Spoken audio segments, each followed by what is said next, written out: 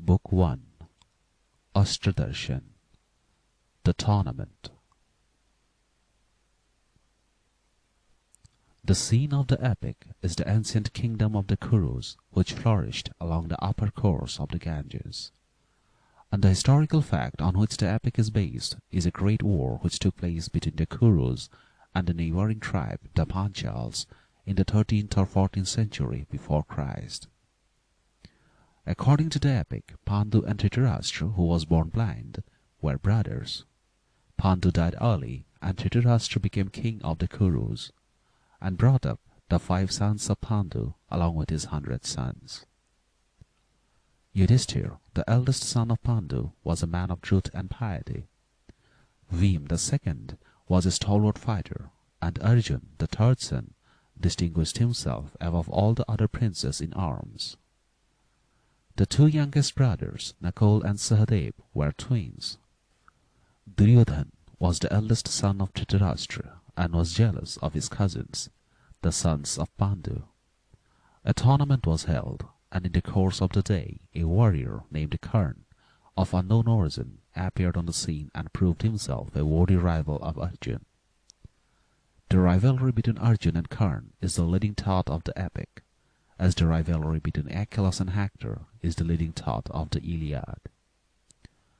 It is only necessary to add that the sons of Pandu, as well as Karna, were, like the heroes of Homer, god-born chiefs. Some god inspired the birth of each. Yudhishthira was the son of Dharma or virtue, Bhima of Vayu or wind, Arjun of Indra or rain god. The twin youngest were the sons of the Ashin twins, and Karna was the son of Surya, the sun, but was believed by himself and by all others to be the son of a simple chariot driver. The portion translated in this book forms sections 134 to 137 of Book 1 of the original epic in Sanskrit, Calcutta edition of 1834. 1. The Gathering. Wrathful sons of Dhritarashtra, born of Kuru's royal race, righteous sons of noble Pandu, god-born man of godlike grace. Skill in arms attained these princes from a Brahman warrior bold, Drone, priest and proud preceptor, peerless chief of days of old. Outspake Drone to the monarch in the Hastina's royal hall, spake to Bhishma and to Kripa, spake to lords and courtiers all. Mark the gallant princes, monarch, trained in arms and warlike art. Let them prove their skill and valor, rein the steed and throw the dart. Answered then the ancient monarch, joyful was his royal heart.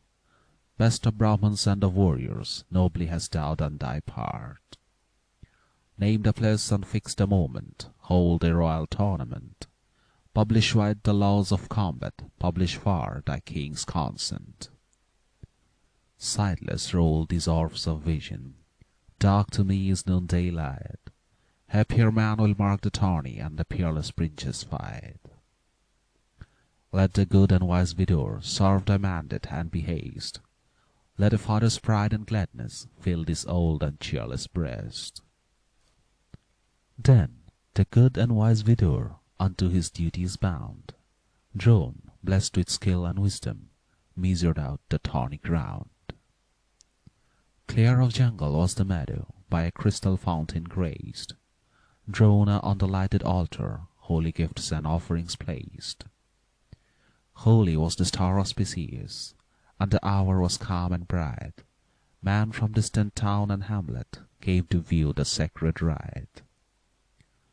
Then arose white stately mansions, built by architects of fame, decked with arms for Kuru's monarch and for every royal dame.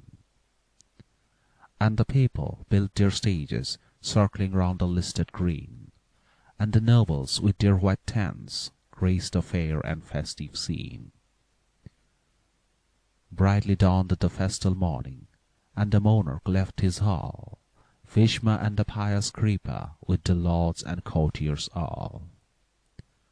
And they came unto the mansions, gay and glittering, gold encased, decked with gems and rich Vaidurya, and with strings of pearls belaced.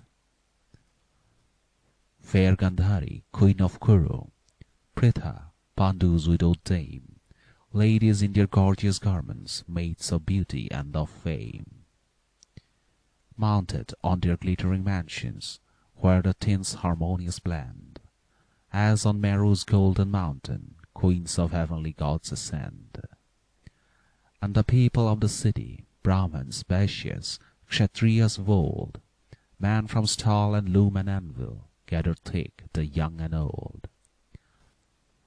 And there rose the sound of trumpet and the surging people's cry, like the voice of angry ocean, tempest-lashed, sublime and high. Came the saintly white-robed Drona, white his sacrificial tread, white his sandal mark and garlands, white the locks that crowned his head. With his son, renowned for valor, walked forth Drone, radiant high, so the moon with Mars conjoined wax upon the cloudless sky.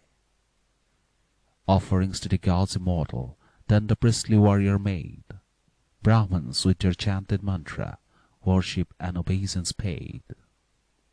And the festive note of Sankh, mingled with the trumpet sound, throngs of warriors, various armed, came unto the listed ground. 2. The Princess. Gauntleted and jewel-girdled, now the warlike princes came, with their stately bows and quivers and their swords, like wreaths of flame. Each behind his elder stepping, good Yudhishthir first of all, each his wondrous skill displaying, held the silent crowds in thrall. And the man in admiration marked them with joyful eye, or by sudden panic stricken, stooped to let the arrow fly. Mounted on their rapid coursers, oft the princes proved their aim, racing, hit the targe with arrows lettered with their royal name. With their glinting sunlit weapons shone the youths sublime and high, more than the mortals seemed the princes, like Gandharvas of the sky. Shouts of joy the people uttered, as by sudden impulse driven, mingled the voice of tens of thousands, struck the pealing vault of heaven. Still the princes shook their weapons, drove the deep resounding car, or on steed or tusker mounted, waged the glorious mimic war. Mighty sword and ample buckler, ponderous mace the princes wield, brightly gleamed their lightning rapiers as they ranged the listed field. Brave and fearless in their action, and their movement quick and light, skilled and true the thrust and parry of their weapons flaming bright. 3. Bhim and Duryodhan. Bhim came, and proud Duryodhan, with their masses held on high, like two cliffs with lofty turrets, cleaving through the azure sky. In their warlike arms, accoutred with their guarded loins they stood, like two untamed jungle tuskers in the deep and echoing wood. And as tuskers range the forest, so they range the spacious field. Right to left and back they wander, and their ponderous masses wield. Unto Kuru's sightless monarch, wise Vidur drew the scene. Pritha, proudly of the princes, spake unto the Kuru queen. While the stalwart Bhim battled with Duryodhan brave and strong, fierce in wrath for one or other, shouted forth the maddened throng. Hail to Kuru Prince Duryodhan! Hail to Bhim, hero proud! Sounds like these from surging myriads rose in tumult deep and loud. And with troubled vision Drone marked the heaving restless plain, marked the crowd by anger shaken, like the tempest-shaken main. To his son then whispered Drone, quick the tumult to appease, part the armed and angry wrestlers, bid the deadly combat cease. With their lifted clubs the princes slow retired on signal given, like the parting of the billows, mighty heaving, tempest-driven. Came forth then the ancient Drona on the open battle-ground, Stopped the drum and lofty trumpet, spake in voice like thunder's sound. Bade him come, the gallant Arjun, pious prince and warrior skilled. Arjun, born of mighty Indra, and with Vishnu's prowess filled. 4. The Advent of Arjun. Gauntleted and jewel-girdled, with his bow of ample height, archer Arjun, pious-hearted, to the gods performed a rite. Then he stepped forth, proud and stately in his golden mail encased, like the sunlit cloud of evening with the golden rainbow graced. And the gladness stirred the people all around the listed plain. Voice of drum and blare of trumpet rose with Sankha's festive strain. Mark the gallant son of Pandu, whom the happy Pritha bore. Mark the heir of Indra's valour, matchless in his arms and lore. Mark the warrior young and valiant, peerless in his skill of arms. Mark the pure-souled pious chieftain, decked with grace and varied charms. Pritha heard such grateful voices, borne aloft unto the sky. Milk of love suffused her bosom, tear of joy was in her eye. And to arrested Kuru's monarch, joyous accents struck his ear, and he turned to wise Vidur, seeking for the cause to hear. Wherefore, like the voice of ocean, when the tempest winds prevail, rise these voices of the people, and the spacious skies assail. Answered him the wise Vidur, it is Pritha's gallant boy, godlike moves in golden armour, and the people shout for joy. Pleased am I, so spake the monarch, and I bless my happy fate. Pritha's sons like fires of Yajna sanctified his mighty state. Now the voices of the people died away, and all was still. Arjun to his proud preceptor showed his might and matchless skill. Towering high or lowly bending, on the turf or on his car, with his bow and glistening arrows, Arjun waged the mimic war. Targets on the wide arena, mighty tough or wondrous small, with his arrows bright unfailing, Arjun pierced them one and all. Wild boar, shaped of solid iron, coursed a wide extending field. In its jaws 5 glistening arrows sent the archer wondrous skilled. Cow-horn by a thread suspended was by winds unceasing swayed. 21 well-aimed arrows on this moving mark he laid. And with equal skill his rapier did the godlike Arjun wield, whirling round his mace of battle ranged the spacious thorny field. 5. The Advent of Karn. Now the feats of arm are ended, and the closing hour draws nigh. Music's voices hushed in silence, and dispersing crowds pass by. Hark! Like welkin-shaking thunder, wakes a deep and deadly sound. Clank and din of warlike weapons burst upon the tented ground. Are the solid mountains splitting? Is it bursting of the earth? Is it tempest-spilling accent, whence the lightning takes its birth? Thoughts like these alarm the people, for the sound is dread and high. To the gate of the arena turns the crowd with anxious eye. Gathered round Preceptor Drona, Pandu's sons in armour bright, like the 5-starred constellation round the radiant queen of night. Gathered round the proud Duryodhan, dreaded for his exploits done, all his brave and warlike brothers, and Preceptor Drona's son. So the gods encircled Indra, thunder-wielding, fierce and bold, when he scattered Danu's children in the misty days of old. Pale before the unknown warrior, gathered nations part in twain, conqueror of hostile cities, lofty Karn treads the plain.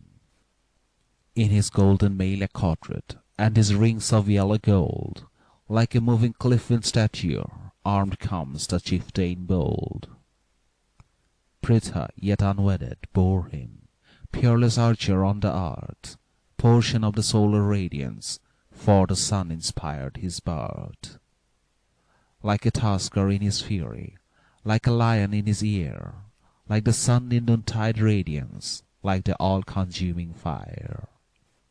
Lion-like in build and muscle, stately as a golden palm, blessed with every very manly virtue, peerless warrior, proud and calm. With his looks serene and lofty, field of war the chief surveyed, scarce to creep or to drone, honor and obeisance made. Still the panic-stricken people viewed him with unmoving gaze. Who may be this unknown warrior? Questioned they in hushed amaze. Then in voice of pealing thunder spake fair Pritha's eldest son, unto Arjun, Pritha's youngest, each alas, to each unknown. All thy feats of weapons, Arjun, done with vain and needless boast, these and greater I accomplish, witness be this mighty host. Thus spake proud and peerless Karn, in his accents deep and loud, and as moved by sudden impulse, leaped in joy the listening crowd. And a gleam of mighty transport glows in proud Duryodhan's heart, flames of wrath and jealous anger from the eyes of Arjun start. Drone gave the word, and Karn, Pritha's war-beloving son, with his sword and with his arrows did the feats by Arjun done. 6. The Rival Warriors. Joyful was the proud Duryodhan, gladness gleamed upon his face, and he spake to gallant Karn with a dear and fond embrace. Welcome, mighty armed chieftain, thou hast victor's honours won. Thine is all my wealth and kingdom, name thy wish and it is done. Answered Karn to Duryodhan, Prince, thy word is good as deed, but I seek to combat Arjun and to win the victor's meed. Noble is the boon thou seekest, answered Kuru's prince of fame. Be a joy unto your comrades, let the foeman dread thy name. Anger flamed in Arjun's bosom, and he spake in accents rude, unto Karn, who in triumph calm and proud and fearless stood. Chief, who comest uninvited, pratest in thy lying boast, thou shalt die the death of braggarts, witness be this mighty host. Karn answered calm and proudly, free this listed field to all. Warriors enter by their prowess, wait not Arjun for thy call. Warlike chieftains take their places by their strength of arm and might, and their warrant is their falchion, valor sanctifies their right. Angry word is coward's weapon, Arjun, speak with arrows keen, till I lay thee, witness Drone, low upon the listed green. Drone gave the word impartial, wrathful Arjun, dread of foes, parted from his loving brothers, with his glistening arms arose.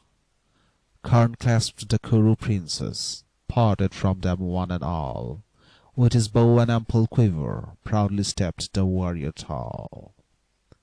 Now the clouds with lurid flashes gathered darkling, thick and high. Lines of cranes like gleams of laughter sailed across the gloomy sky. Rain god Indra over Arjun watched with father's partial love. Sun god Surya over Karn shed his light from far above. Arjun stood in darkening shadow by the inky clouds concealed. Bold and bright in open sunshine, radiant Karn stood revealed. Proud Duryodhan and his brothers stood by Karn calm and bold. Drone stood by gallant Arjun and brave Bhishma, warrior old.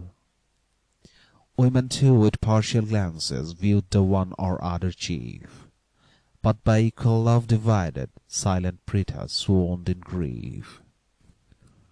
Wise Vidur, true to duty, with an anxious hurry came. Sandal drops and sprinkled waters roused the woe-distracted dame. And she saw her sons in combat, Words of woe she uttered none, speechless wept, for none must fathom Kern was her eldest son. 7. The Anointment of Kern.